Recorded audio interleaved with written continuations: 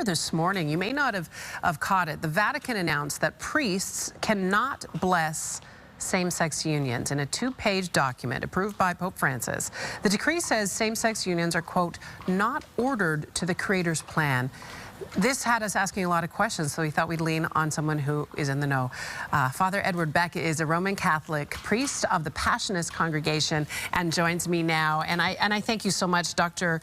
I've made you a doctor. This time change, I keep blaming the time change, Father Beck. I'm a little bit beside myself for calling you a doctor. I apologize, my love. I know you very well, and you've given me such great insight into some of the doctrine that I don't understand. I'm not Catholic. Fair, you know, to make that point.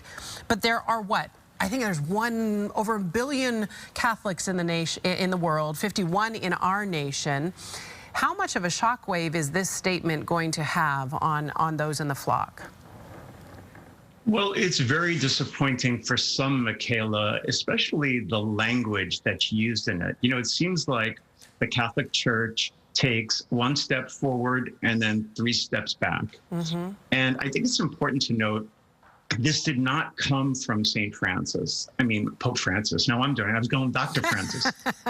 It did not come from the Pope. It came from what's called a dubium. So some pastors and bishops presented this question to the Congregation for the Faith, and they had to respond. And the question was, can priests bless same-sex unions? Now, it came because there's reports that bishops and priests in Germany are doing this, and they want to push this issue.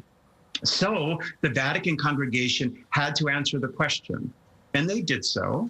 And the answer is not surprising, but, you know, we're not even talking about same-sex marriage here, you know, blessing it as sacramental. We're saying a blessing of someone. Yeah. So to use, again, language of disordered and sinful, it just reopens all of these old wounds. Well, and that's such an interesting distinction that it wasn't from the Pope himself. Do you anticipate, because we know how much this Pope has spoken about inclusion, what he has had to say about the LGBTQ+ community, do you anticipate that we'll hear a further statement from him?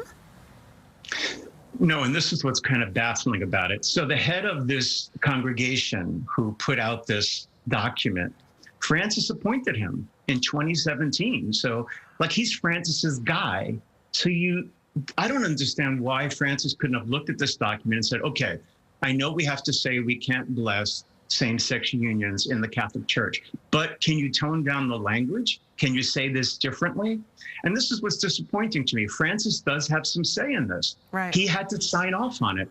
So the way it's done is not in accord with the same Francis who said civil unions should be allowed to protect human rights. Yeah.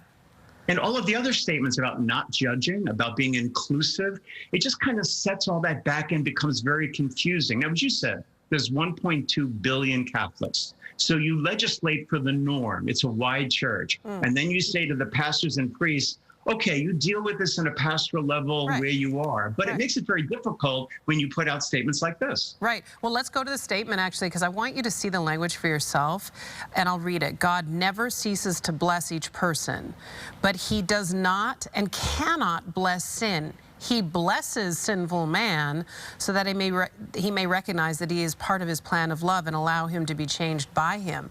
That, to me, is talking out of both sides of your mouth, with all due respect to these priests. Yeah, it sounds like double talk. So what are you saying? God, you're going to withhold God's blessing from someone? Even now, the document, interestingly, says you can't bless the unions. You can bless the gay person if they're not in a state of sin.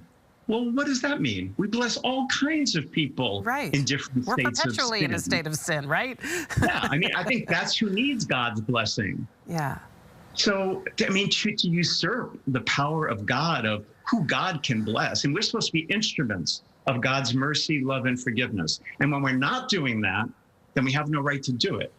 And I think it's discouraging to me that I know you have to say certain things for a worldwide church to put the norms forward, but there's a way to do it that's inclusive, that respects human dignity, and that realizes it's a wide church. Right. And you can't legislate like that for people's lives in the specific, because I'm going to have people come to me and say, well, look, can I receive communion? Right, I've been coming right. to this church for 10 years. Am I not accepted now?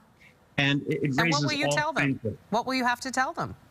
well, I'm going to deal with them pastorally in an internal form. Just like if someone comes to me and says, we're divorced and we haven't gotten annulment, or I'm remarried, but I want to go to communion. Okay, look, this is the law of the church, is what you say. But in your situation, I'm going to deal with you pastorally in an internal forum, and we'll see if we can make this work. Right. I mean, that's what a good pastor does. Right, but most right. people won't get to that point. They'll see this and say, the heck with that church. It'll be I'll a go someplace barrier. else. It'll be a barrier to the welcoming that, I think many saw as that opening of the door that this Pope had said about inclusion and about welcoming all. Right. That's why we wanted to have you come on and talk to us, because it would help us understand. And you've already shed such a lot of light on it for us, Father Beck. Thank you so much. Really wonderful to see you, my dear. And I hope we can speak with you again soon, okay?